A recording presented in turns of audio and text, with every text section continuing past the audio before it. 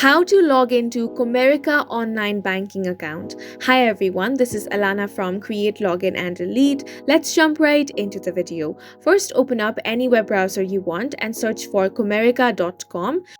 Now on this web page, click on the login option. Then the first step is to enter your user ID. If you want to save your user ID, check this box. Then enter your password. Now click on the login button. If you want to register a new account, click on the enroll option. If you have forgotten your password, click on the forgot password button here. Now over here you will have to enter your user ID, then enter your email address.